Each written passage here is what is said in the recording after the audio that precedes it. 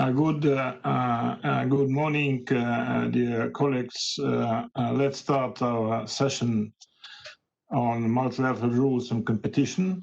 My name is Maxim Medvedkov, and I'm temporary will act as moderator because our moderator was lost in the internet. We hope he will join us very soon. In the meantime, I will present shortly the topic and present our panelists. Rules on competition, we speak about these rules for many years within different contexts, in OECD, also in WTO, in other organizations, and we think whether it's a good time to come back to a real discussion on that rules within one of that frameworks for reasons which our panelists will today describe. And basically, WTO, it's about competition. All agreements, the GATS and others are about competition, but it's really not enough in the current world to solve the purpose. And the purpose is to develop market-oriented trade between the membership between all countries in the world. Our first discutant, our first panelist is Alexandre Machilova. Alexandra worked for many years in Russian Trade Ministry, and recently she joined the Center on WTO expertise, which is specifically is dealing with WTO legal support and WTO disputes. Please, Alexandra.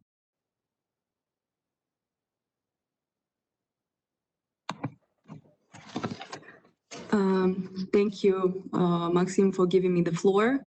Good afternoon, ladies and gentlemen. So I will start my presentation now.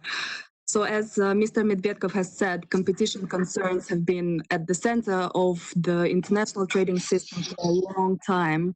And what concerns the WTO, it's true that several GATT and GATS articles, as well as some other WTO agreements, have embedded competition provisions and policy concerns. So this includes, for example, national treatment, market access, export competition, subsidies, monopolies, state-owned enterprises, anti-dumping, rules governing agriculture, telecommunications, financial services, as well as regulations governing certain aspects of investments.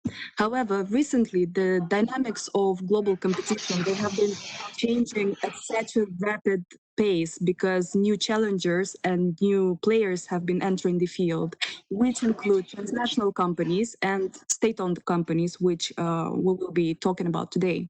So as a result, new rules of the game are needed. So first, let's look at how the global competition dynamics have been changing due to the emergence and growth of transnationals and internationalization of state-owned enterprises. And then we will look at the attempts of governments and various international organizations trying to deal with regulating such companies and international competition at the global scale. So first, the rise of TNCs and SOEs. The boom of transnationals has started in the era of globalization. So to give you a comparison, in the 70s, there were about 7,000 transnational companies operating in the world, whereas now there are 10 times as many such companies with more than 700,000 subsidiaries across all industries, all sectors, and all countries. And also, with the rise of the digital economy, this has given new opportunities to companies, as well as they have stimulated the rise of new types of TNCs. These include massive technological giants and technologically enabled firms, as well as powerful digital platforms such as Alibaba and Amazon. As a result, these companies became sometimes more powerful than many states, and they became capable of actually influencing the national government's decisions and policy-making processes. So at the same time, there's another factor which had a massive influence on global competition, which is essentially a massive wave of companies from the emerging and developing countries, many of which were state-owned. So recently, since the 90s, these companies have internationalized and became one of the world's greatest, largest companies. So recently, about 22% of the world's largest firms are actually state-owned. And as a result, competitive distortive behavior of these firms expanded to international trade. So what were actually the impacts of the growth and expansion of these types of companies? What concerns transnationals, of course, there are some undeniable advantages of these firms, such as employment opportunities, the technological and economic development of developing countries, the arrival of new technologies, promotion of scientific and technological development, as well as less pricey production for us, for consumers. At the same time, there is also a load of concerns and disadvantages which came along with the emergence of such companies. First of all, it's the inability of states to regulate these companies. Therefore, this gave rise to greater risks of monopoly and monopoly abuse. Then TNCs effectively undermine market forces and worsen global competitive environment. As a result of the expansion of TNCs, world economic arrangements, they became largely influenced by such companies, and they are now developed to a large extent to accommodate the needs of these companies. There are also a lot of general criticisms that have been raised with regards to these companies at the global level, which include abuses of human rights, abuses of labor laws, such as labor exploitation in the small developing countries, as well as the environment degradation. Now let's look at state-owned enterprises. There are also a lot of risks and concerns associated with the operation of these companies at the global level. First of all, it's the economic distortions by SOEs of the market, of the world markets, due to the unfair advantages granted to these companies by their governments, such as direct subsidies or preferential regulatory treatment. Then there are obviously transparency concerns with regards to these companies, anti-competitive behavior of SOEs, such as preventing other companies from importing or exporting at lower prices, just one of the examples. And obviously, SOEs have the ability to undermine their government's obligations with regards to international trade and investment. So let's look at how the governments and international organizations try to regulate these companies, because obviously increasingly concentrated markets and the rise of such powerful firms, they led to an overall worsening of competitive conditions in the global economy.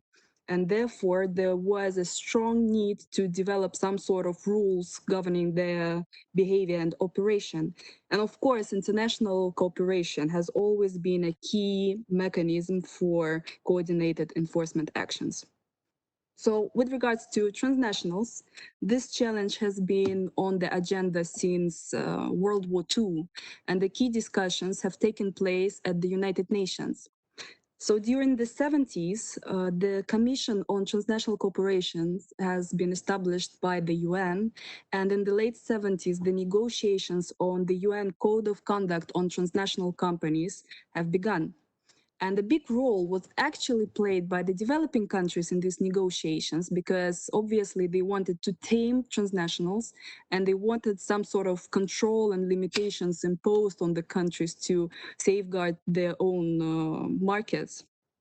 So in the 80s, there was a big turn in the situation with the rise of the neoliberal economic doctrine in the world, with the election of Margaret Thatcher and Reagan, the growth of opposition with regards to the control of TNCs has become bigger and bigger.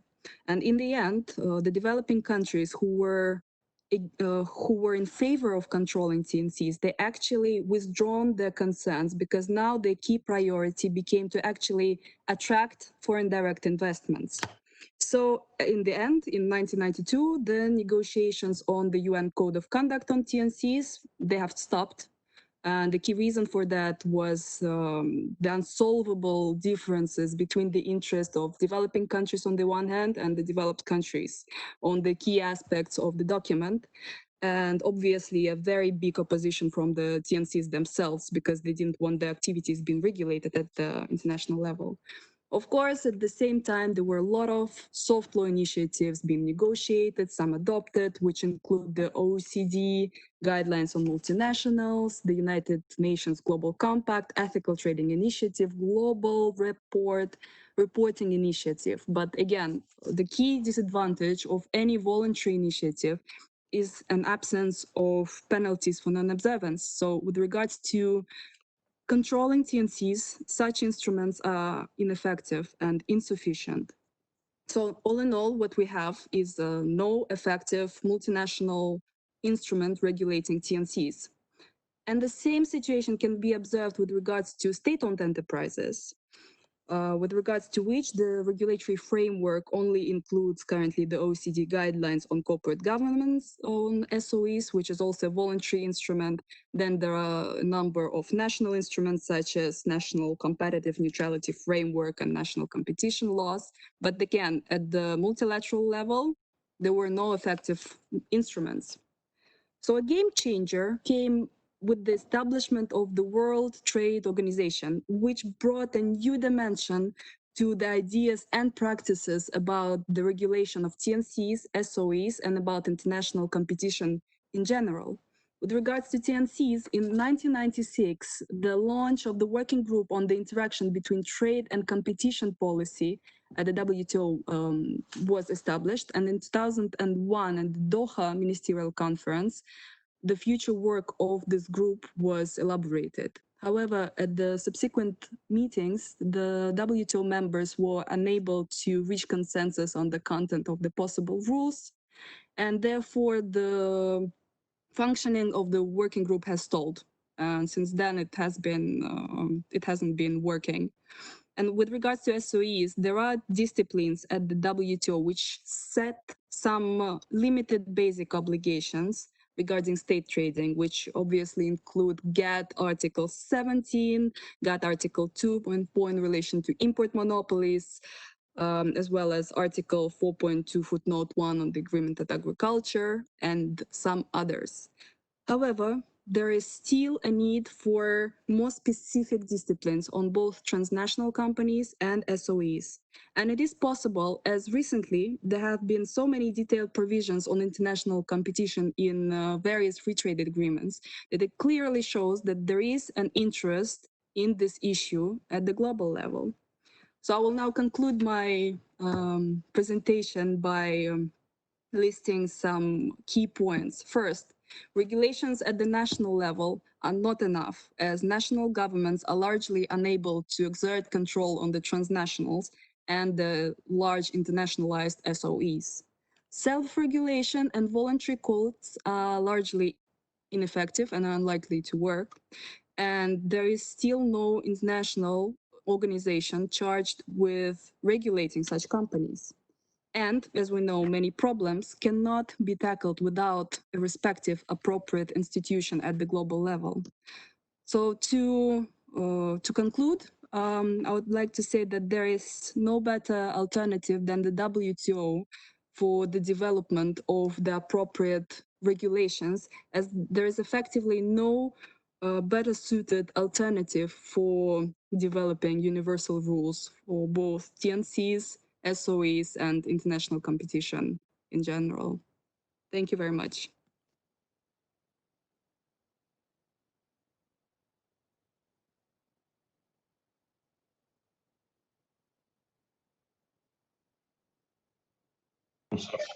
All attempts to regulate activities of this special kind of enterprises, which I understood failed. Our next speaker, Alexandre Danielsef, who is a director of Institute on Trade Policy in High School of Economics and deals with this issue for many, many years, is expected to tell us another story. What happened in the field, what happened in a current economic relations with SOE and TNC, and what should we expect from development of these current trends? Please, Alexander. Thank you very much, Maxim. Good afternoon. I'll try to be rather short, just to pinpoint some things which seems to be important as a somehow backstage of the development of modern TNCs, and so to provide more room for my colleagues and questions. Well, first of all, I would like to say that the opportunities and impact of TNCs within the global economy are just increasing. And well, what are factors which facilitate it? Well, first of all, we must remember that the activities of the TNCs, they moved to a very important sectors. Well, they used to be in important sectors like energy and industries, for example, automotive industry, but this industrial age did not provide such opportunities for rapid development of the market and rapid conquering all the markets. But now the TNCs we move to such sectors as first of all finance and digital economy, and these sectors, of course, are very important for economic growth, for the development, and just for economic stability, and for the access to the consumers. What are the key elements of today's situation? First of all, the development of technologies. Well, TNCs traditionally invested very intensive in modern techniques, and so that we have very often monopoly access to such techniques and innovation. It was their opportunity, but now these factors are much more important, and thus the TNCs, they can control the new developments of the market and the innovation process, so that to have the advantage, very much advantage, so that the natural process of innovation and technique development, this process is on the side of TNCs and their control of the market. Well, another important thing is the network effect. Infrastructure was always very important, but now we have a new kind of infrastructure which provide opportunities just to reach to the consumers and to have the market under control, so that it is the so-called network effect. As you have control over some important information networks which are widespread, and you obtain the access to the market, and you obtain the opportunities for control. It is very interesting that the biggest digital players are usually strongly against some developed official regulations, both national and international. Why? Because they are going to build up their own system of regulations, their own rules, for the markets. And I think it is a very important feature of the day, because such rules, such private regulations, such private rules of behavior on the market, they can have some, well, they can lead to first the rival competition between the biggest players, and second to uncontrolled development. Well, some developments which cannot be under control of international society or national governments. Well, another thing is that such regulations gaps because we know that nowadays, for example, the digital sector is not regulated properly at the official level, and such regulation gaps and struggle for the market shares on new rapidly developed markets increase the risks of trade conflicts and even trade wars between governments trying to support global market expansions of TNCs. Of course, TNCs which originate from the particular country.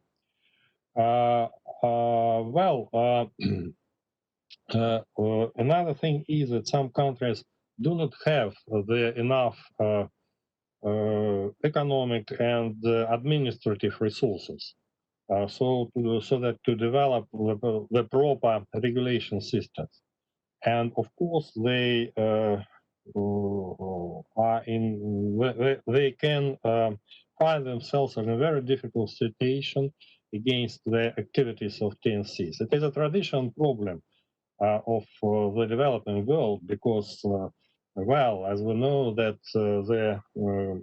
just the tradition of TNC's regulations started from idea that it is necessary somehow to regulate to defend the developing countries.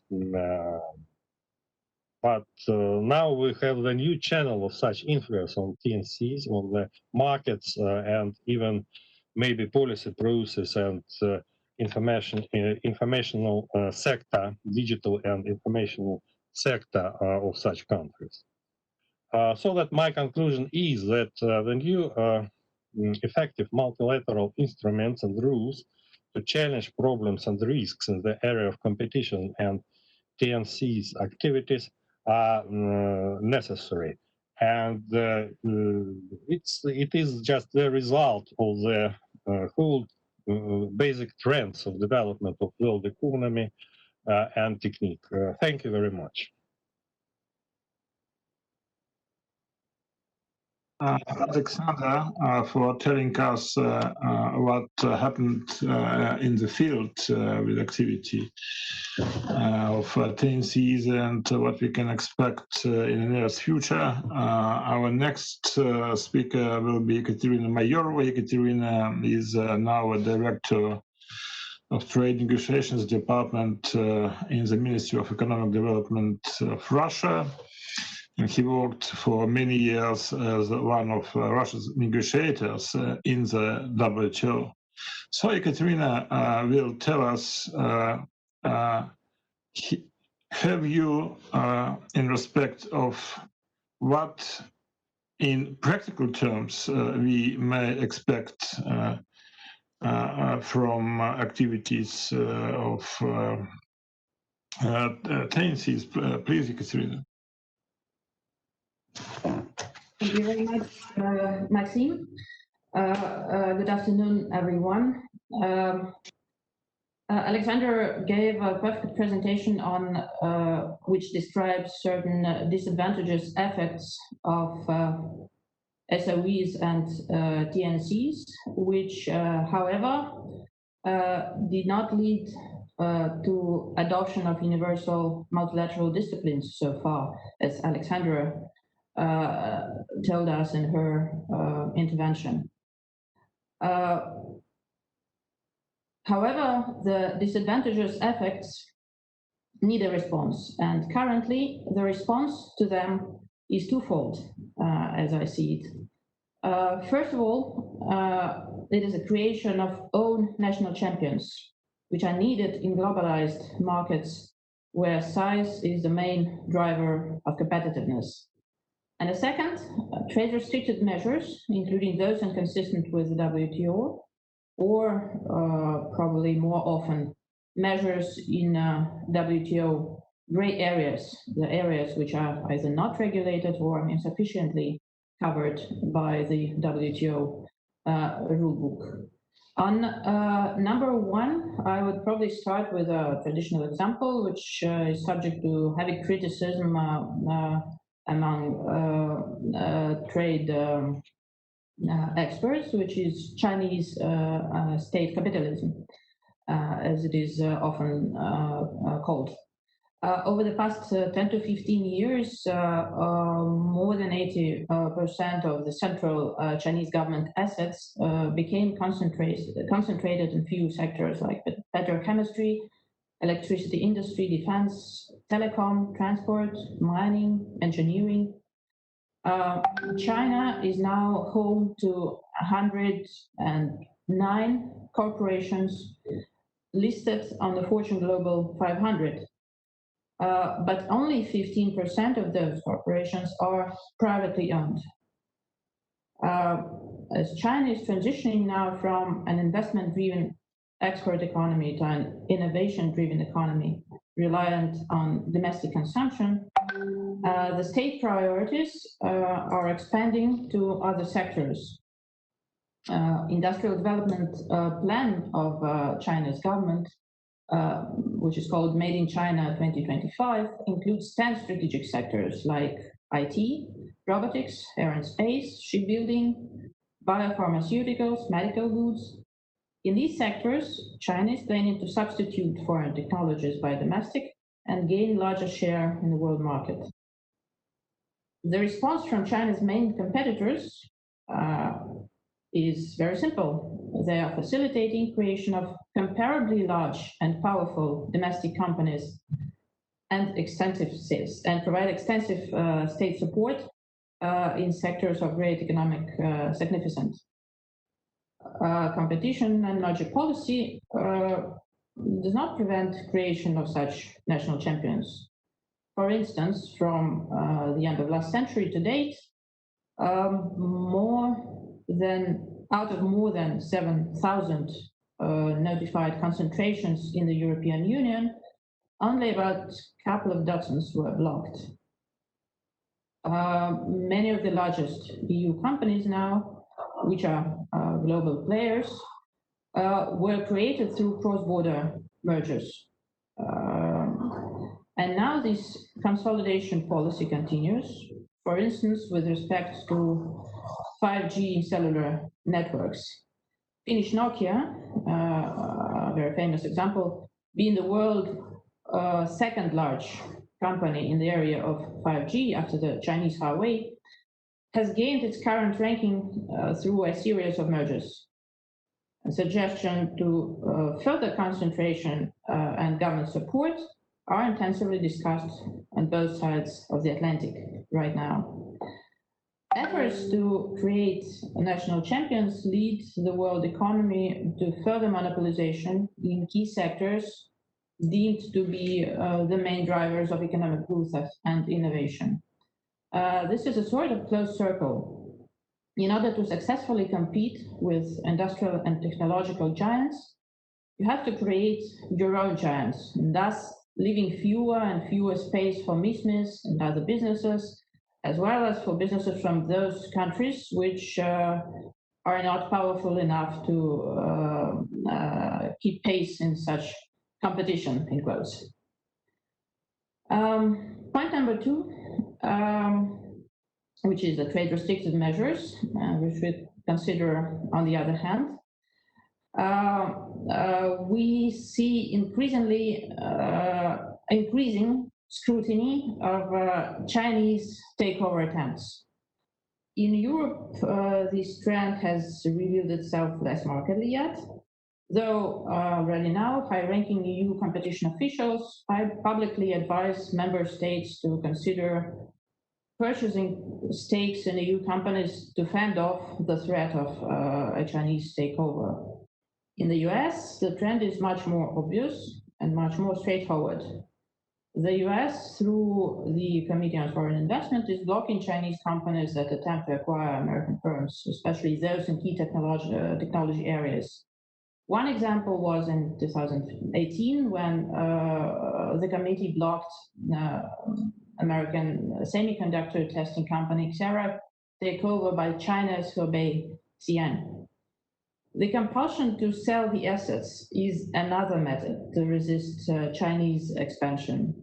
Under the threat of prohibition of the application, TikTok was compelled to sell its US segment to Oracle and Walmart. And finally, the good old trade restrictions are again gaining popularity in different parts of the world. The US, for instance, is introducing prohibitions with respect to 5G network components and equipment by Huawei and ZTE. Their followers apply similar measures with respect to core infrastructure. So surprisingly, if we compare these innovative, in quotes, regulatory practices with the main claims put forward by the developed countries vis-à-vis China, we might find a lot of similarities. All these measures strongly resemble China's own trade and investment policy instruments that have been traditional objects for criticism for many in Geneva, like, for instance, China's investment limitations and performance requirements, export restrictions deemed as incentives to place manufacturing in China, broad range of discriminatory measures in the IT sector introduced on the plea of national security, starting with preferences to Chinese soft and hardware, ending up with data flow restrictions. All those regulatory elements remain agenda items of many WTO regular bodies for years. This demonstrates that major economic superpowers tend to use similar or comparable methods in order to secure their share in global markets. First attempts to find a civilized and mutually agreeable solution to unfair trade practices pursued through SOEs and leading to market distortions were undertaken by EU, US, and Japan in their joint negotiating proposal on industrial subsidies, which is aimed at addressing a number of policy instruments used by China. This proposal, if negotiated, might help to address the SOE's disadvantageous implications, though leaving unresolved the risks of market distorting behavior of private TNCs. This means, in my view, that the scope of negotiations shall not be one-sided. And it also shall deal with more, if I may say, WTO-friendly actions widely used to counter alleged anti-competitive or non-market policies by SOEs or private TNCs. The range of such actions is very broad. For instance, trade defense instruments allow to significantly increase market power of domestic firms.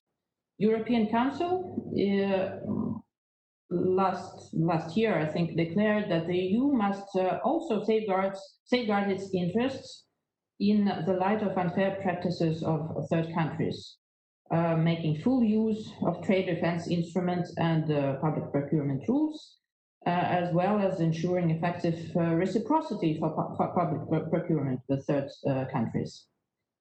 As Russia's experience proves, the European Union's TDIs themselves represent unfair trade practice. Cost adjustment methodology used by the European Commission in anti-dumping investigation allowed the EU to apply discriminatory high duties to compensate the allegedly low cost of raw materials. In the respective Russia-EU dispute, this methodology was recognized by the panel as violating the WTO rules. However, appellate body crisis, postpones the moment of truth. in our long-lasting debate with the European Commission, with the European Union, because the European Commission decided to put the dispute into the void. However, the evolution of the EU anti-dumping legislation hints that WTO inconsistent practices and policies are likely to remain at place irrespective of the final legal outcome of this particular case, of this particular dispute. So in our view, if the new rules tackle the problem of market distorting support measures, they also are to address redundant practices of some WTO members that aimed at remedy such measures through their TDI regulation. This would be my very short, say, direction of how, or a view of how the new rules, in which direction the discussion on new rules on competition in the WTO might be pursued further. Thank you. Ekaterina, I will try to develop your forecasts in respect of what direction the rules on competition may be developed in the future, and I will start, if you allow me, with two short statements. Number one is in respect of what is approximate the participation of ST and of TNC in world trade. That's exact, very interesting figures. The role of ST in world trade is estimated at the level of between 7 and 8%, and of TNC at the level of 65–70%. In respect of their participation in the GDP, the situation is a little bit different. State-owned enterprises, their assets are worth 45 trillion of US dollars, which is equivalent to half of global GDP. It's IMF data. And in respect of TNC, their assets amount to 32% of world GDP. If we put these two figures together, it will mean that about 82% of world GDP is being produced by SOE and ST.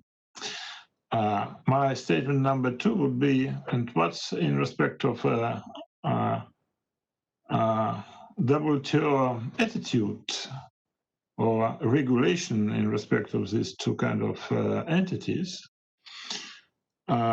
In the GATT, we have famous Article 17, which imposes on ST requirements to operate in accordance with the non-discrimination rule and to make purchases or sales in foreign trade in accordance with commercial considerations. This requirement is applicable to state-owned and to also non-government enterprises, which are granted special rights. However, in many accession protocols and in many FTAs recently, there were new rules developed which cover almost all state-owned enterprises with the same requirement to behave in line with commercial considerations. Contrary to SOE, TNCs are not subject to these rules.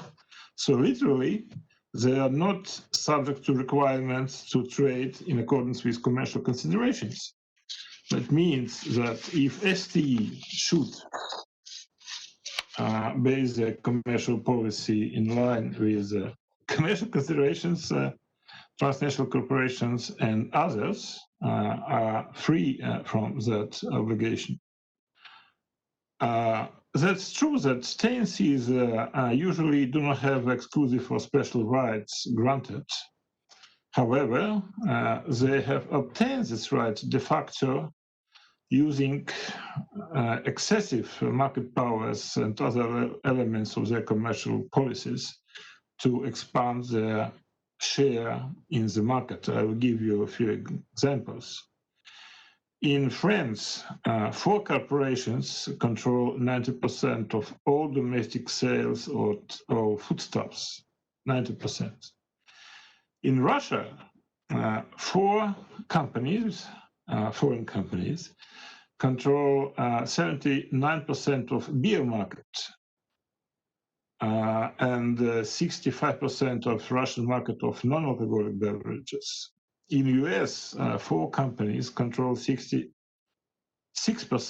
of hogs slaughtered and more than 80% of steer and half of the chicken market. It's big figures. And we, of course, know that all the sectors which I have just referred to are heavily involved in foreign trade. You may argue that these kind of developments are usually controlled by competition authorities. That's true.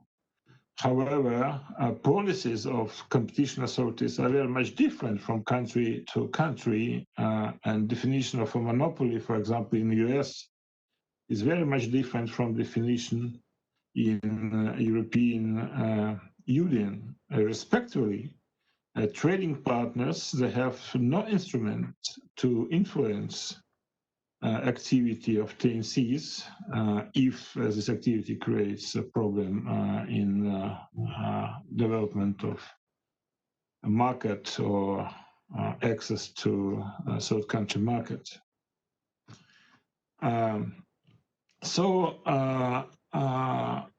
The very simple solution could be to see whether this principle of commercial considerations under Article 17 of the GATT may be expanded to activity of TNC together with the respective transparency requirements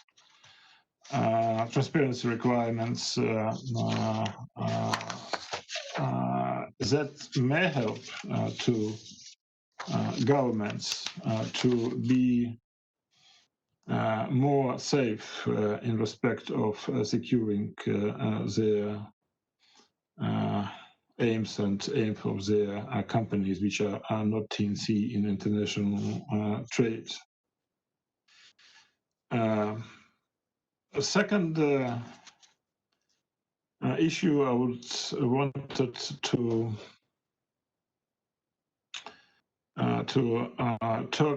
to talk today are about policies connected with pricing.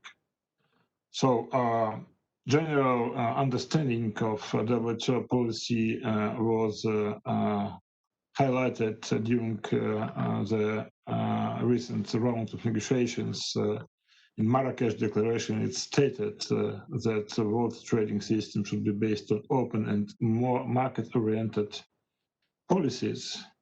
Respectively, we may expect that market-oriented principles will be applied in activity of all enterprises, including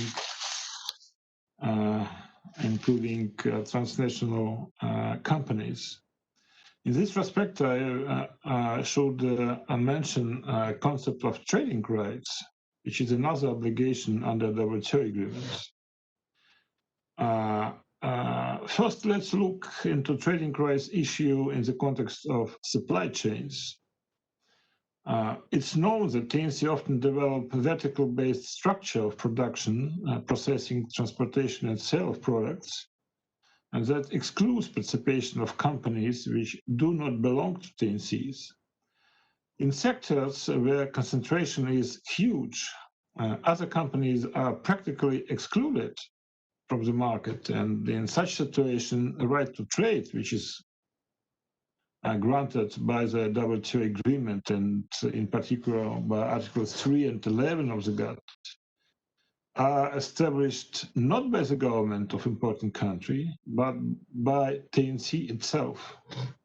So we know that TNC are currently not bound by the WTO agreement, and the governments also are not bound in respect of specific provisions for TNC, contrary to what we have seen in respect of state trading, state-owned enterprises.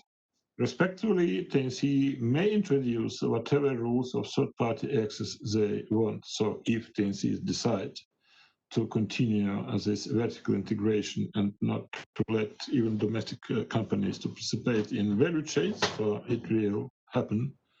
And other countries under current legal system will have not big possibilities to change, to enforce whatever rule, because these rules still do not exist. And finally, access to technologies, and I will echo what Alexandre Danielsef told us.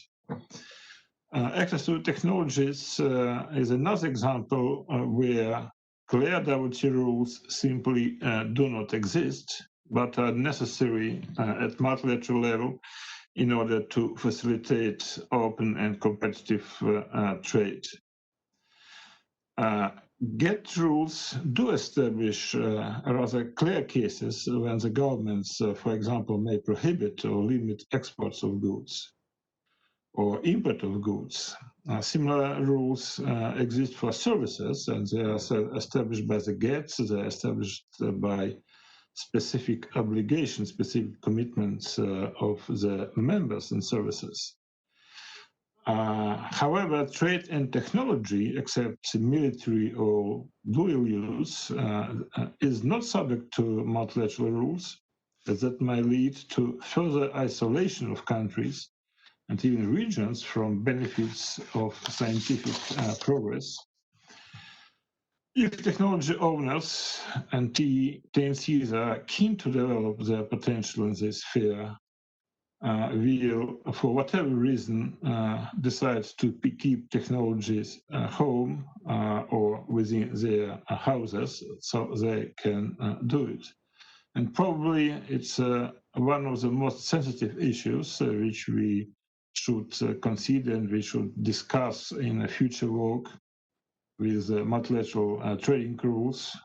Of course, if this work will sometimes start, that's what I don't know, but probably we may find out views of those colleagues who participate in our discussion.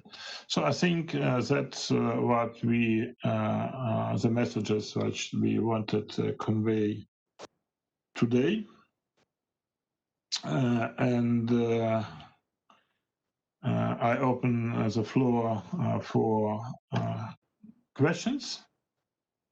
But before doing that, if I may ask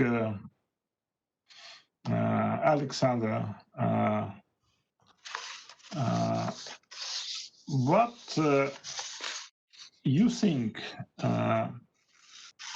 Alexandre, in say 15 to 20 years from now, if current trends with domination of TNC and SOE continues, may we expect that international trade will be basically, say, organized or conducted only between these two kind of entities, and WTO will apply with the current rules to others, but not to them, except this Article 17 of SOEs, or trends may be different?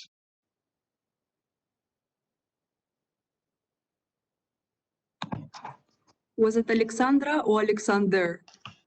It was Alexander, but if you if you have the view on that. I Okay. wanted to ask Alexander. It's me. Yes, thank you. Of course, it is a difficult question because, say, 20 years, it's a very large period of time. But sometimes, it is easier to forecast because, everyone just making a forecast for 20 years hopes that, he will be far away and no responsibility. So I can be quite free just in my judgments. Well, but I think that, it is a very important trend we see now because, I think the structure of the market and even the degree of control of the biggest players can increase just dramatically. Why? Because,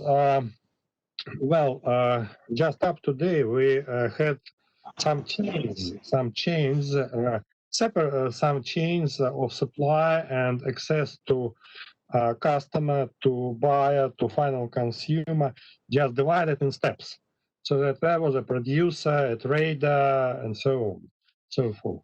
Well, some warehouses, shipping companies, stevedoring companies, and so on. But now we have an opportunity for the biggest companies, the biggest traders, even traders, have the opportunity just to access the home of the consumer. There were no borders, in fact. There are no for digital trade. There are no borders, no customs, nothing, and just even the advertisement philosophy of advertisement changed very much. Another thing is that we just must mention another very important factor: the information and the ability to get the information and to just work with it. Because, now, for example, in the digital sector, we have three factors of success and three factors of operation. It's infrastructure, we discussed it already, software, and information. It's what is called the big data. The big data phenomena is very important because, it is just now it is rather expensive and rather complicated procedure. And of course, only rather big companies can use this opportunity. I think very important thing will be how to what extent the technique of processing develop, so that what will be access to that informational resources for all companies. I think this will be the key factor in, say, 20 years. I'm sure, another thing, I'm sure that, the market is free and it is good, but, we all must remember that free and, health market, it is just not the opportunity by itself. We must work on it, we must protect it, and we must grow it. And it is very important. And now, I think if we do nothing, we do not improve our regulations, we will have a very unstable and very severe market in the future. Thank you. Thank you, Alexander. I think that's a good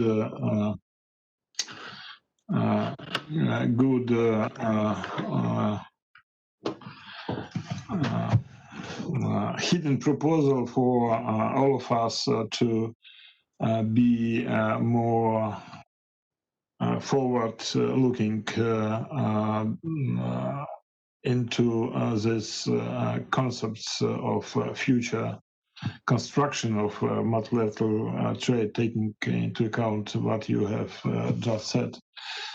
So, dear colleagues, dear participants, I just wanted to remind you that if you have questions, you may ask chat on the right side of the screen. At least I have it on the right side of the screen. Put your questions there. My next question would be to Alexandra. Alexandra, if you could give me one your view in respect of the following. So you are sitting, as far as I understand, far from Moscow currently because of this severe limitation. Well, they are not severe yet, but we may expect they will be more severe in the next future because of the virus. And like all people which are living in outside big cities, you probably use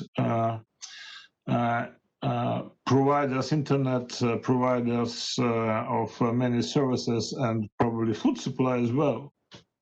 So could you tell us in respect of access to this platform, whether you think it is important to have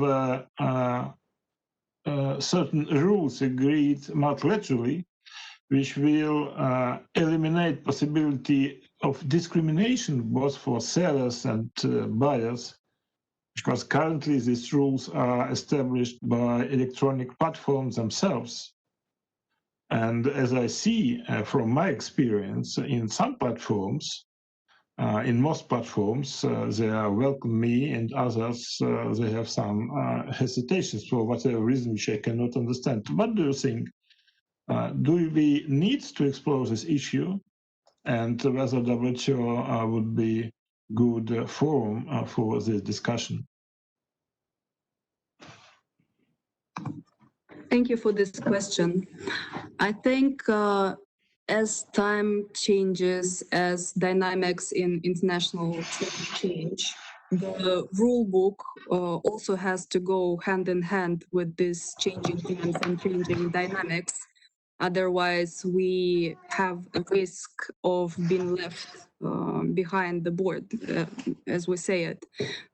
As trade slowly, well, not slowly anymore, rapidly moves into the digital world, digital era, the rules that have been negotiated years ago, such as on market access and the general lowering of tariffs, they may not be as effective and sufficient anymore, because effectively now regulations are more concentrated behind the border. They move the different interactions, they move into the online world, the digital world. And what has been negotiated in terms of the physical realm, it is just not relevant, because now we can, as Mr. Medvedkov has said, you can order pretty much anything online from anywhere in the world.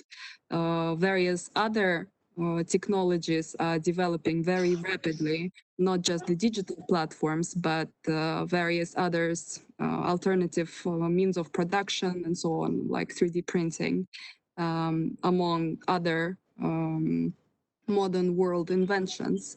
And if we want the global competition dynamics to be fair, if we want them, if we want a level playing field in the global economy, then the WTO rules and regulations have to be adopted to the modern day technologies, modern day inventions, and modern day ways of conducting trade. Thank you, Alexandra. I personally would fully agree with what you just said. So, if I may to ask Katerina now. Katerina, you are today, I know, in your personal capacity in the session. However, if you return in some minutes back to your formal position as a chief Russian trade negotiator, what do you think? What Russia will do, and whether Russia will do at all something in respect of introducing these proposals on discussion on competition rules in the WTO? What Russian companies, and if we open Wikipedia and look for SOE, we will see that Russia is treated as number 4 between largest countries with SOE, but United States are number 1 in SOE business in the world. What could be position of Russia in WTO on all these issues?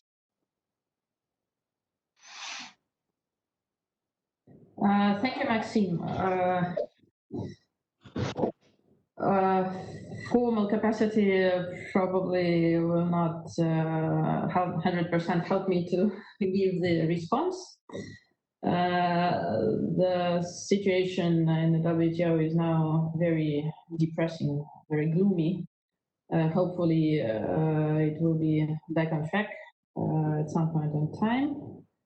And negotiations on all outstanding elements of the agenda will be relaunched. I know that the single undertaken approach is not very much popular nowadays, because since I think the launch of the Doha round, it was impossible to develop such a single undertaking. And some key WTO members tend to pursue low-hanging fruit approach, so that easy issues are being negotiated, while difficult issues or serious discussion, difficult issues is postponed. To be frank, do not expect the situation to be changed. However, again, my personal view is that we cannot avoid a packaging of different elements.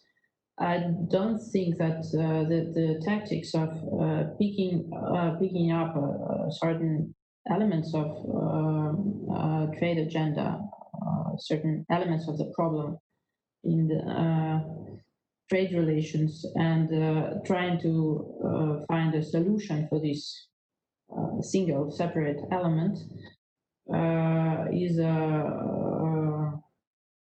has good chances for success, because you finally need to gather consensus on such a solution, and for that you need to find answers, find responses to the claims of different WTO members from all over the world. So I think in the big discussion on the subsidies, the industrial subsidies, for instance, the example which I gave in my intervention, in order to get a reasonably large amount of WTO members supporting the final outcome, the proponents and those who will be engaged in these negotiations will need to expand their agenda and the agenda of these negotiations, and to address also other elements which for years were important to different WTO members, like Russia, for example, or like China. I know that China has its own agenda in this in this area, and I'm pretty sure it will come up with its own proposal. So I think that inevitably, if WTO members really want to have an outcome, even plurilateral one, the agenda shall be broad, and there shall be different elements for the package. Russia definitely will come up with its own proposals if such negotiations are restarted. Thank you.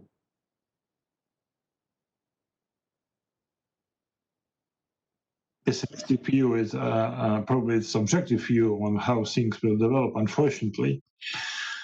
But may I ask all participants, we have some minutes left, to respond to a following and I hope easy question. And I would refer to a recent statement of two important WTO members, which are US and Brazil, about importance of market-oriented conditions to the world trading system. So they have in their declaration, WTO, they have mentioned as a feature number one for such market-oriented conditions the following, and I will quote: decision of enterprises on prices, costs, inputs, purchases, and sales should be freely determined and made in response to market signals. It's number one. So if you qualify with one, there are other 5 or 6 points in their understanding. But basically, what they are saying, enterprises should be in line, conduct their policy in line with commercial considerations. I know that I probably be naive, however, could you respond to my idea whether subjecting all companies of WTO members to requirements to act in commercial consideration, in accordance with commercial considerations, would be doable in the WTO now, in the future, or not? That's a very simple question. So if you, both Alexandra, and Katerina could shortly speak on that. And we have a question, another question. I will quote: political context, privilege, treatment, and national champions are all interconnected. Which concrete proposals would you make to ensure the level playing field between all different types of companies, state-owned, private, foreign, versus domestic? So it's probably, you may answer also this question in your short intervention. So Alexandra, could you start? Katerina, okay. Just a very short personal view. I think well, the GATT and its Article 17 is a very basic minimalistic discipline, and it was not. I mean, Article 17 the rules were not sufficient enough to avoid the problems that were described in today's presentations by Alexandra and Alexander, and that are obvious. We all are obviously facing now. So I think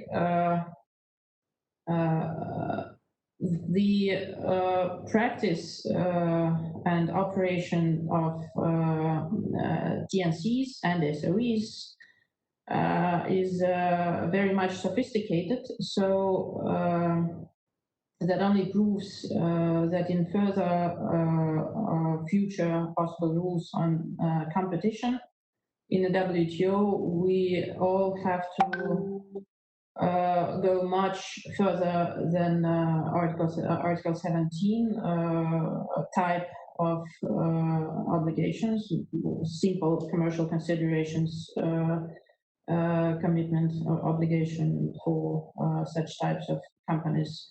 So we have to find specific disciplines which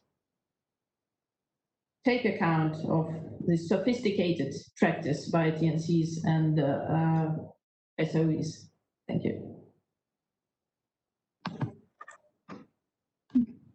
If I may add a little, with regards to the current possibilities of developing respective regulations on SOEs and TNCs within the WTO reform process, I think now there are more chances than during the Doha round, as was mentioned in one of the questions.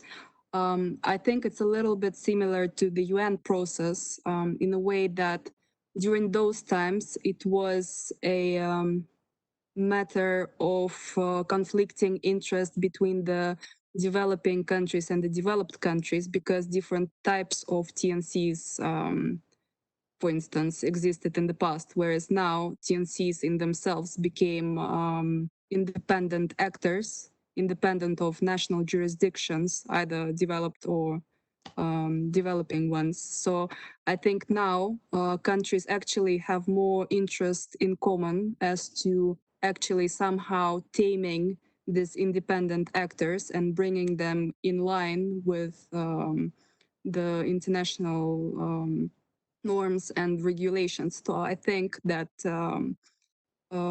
today we probably have more opportunities of coming together and resolving this issue than we had 20 years ago.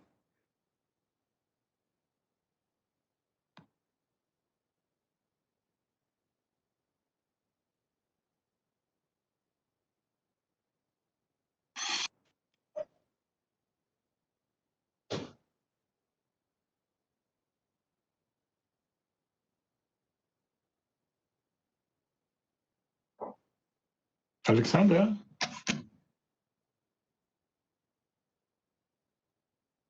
I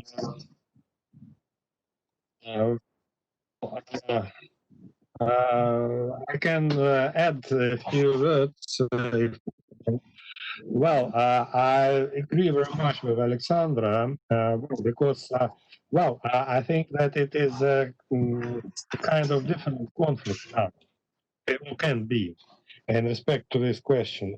Because the philosophy of the GATT and WTO is that it is countries which compete. In fact, countries compete at the market. But now we have a situation a little bit different, because we can see for big extent that not countries but companies compete, because TNCs are so powerful, large, and multinational that, in fact, success on the market depends not only on resources which belong to separate country, but resources under the control of a big company. And this is made the opportunity so that the governments who represent members of this organization, the WTO, at least theoretically, it is easier to somehow to agree, because it is not a conflict between countries, but between consumers and companies, between economies and the companies and so on.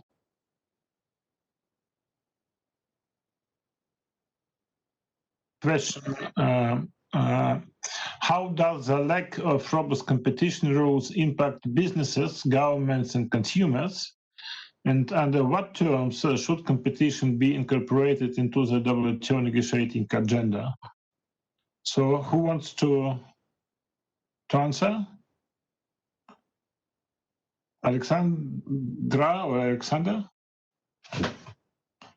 As Ekaterina disappeared temporarily from the screen, please. It was not very easy to give a direct answer because, you know that the rules of competitions are somehow quite different in different countries. But let us remember that in fact, we have very important elements in WTO which somehow refer to competition. It's anti-dumping rules and rules concerning the subsidies. It shows that somehow, and by the way, the anti-dumping rules in WTO, we can say that they grow up from the national regulations. Because we have anti-dumping rules, we can find anti-dumping rules in very many.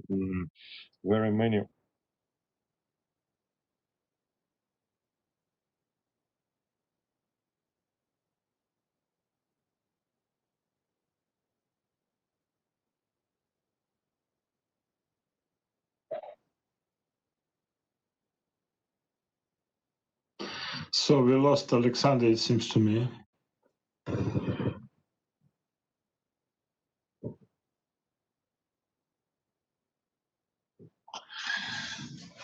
Right.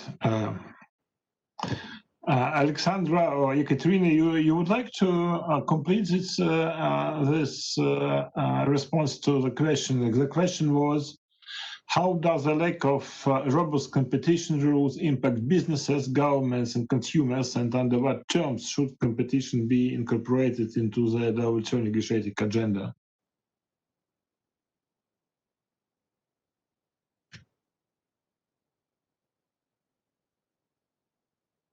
Alexandra? Well, I think that the lack of modern day adapted competition rules, it is detrimental to businesses because, for example, like if we have transnationals that are not complying with the international prescribed regulations, and then we have SOEs that are benefiting from direct privileges granted them by the governments, then for the other companies, especially the small, micro, small, and medium enterprises, this can be this can lead to the disappearance in the end.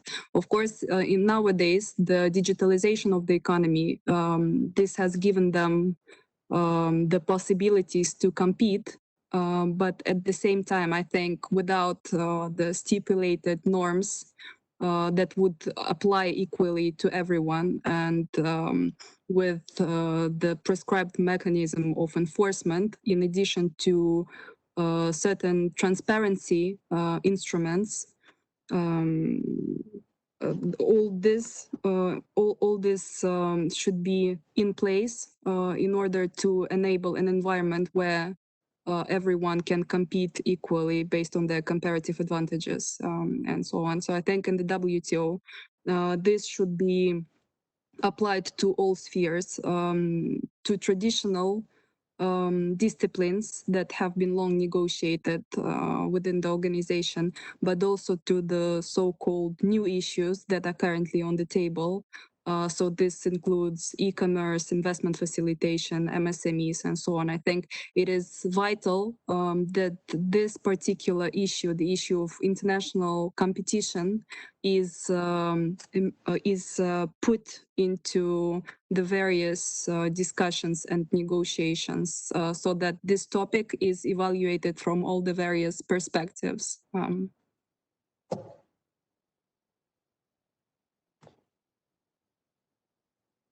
Very close to the end of our session, 2 minutes left. I will not make big conclusions. I think the conclusion is that we may also recommend to all stakeholders and to the governments to look into this issue of competition rules on multilateral level more closely, and we'll see what will happen in few years with that. I think before any serious discussion will take place in Geneva, there are other things which are probably more urgent in the WTO to be considered and to solved in order to make this organization effective and operational. I would like to thank all of you, dear colleagues. Thank you very much, and hope to see all of you somewhere soon.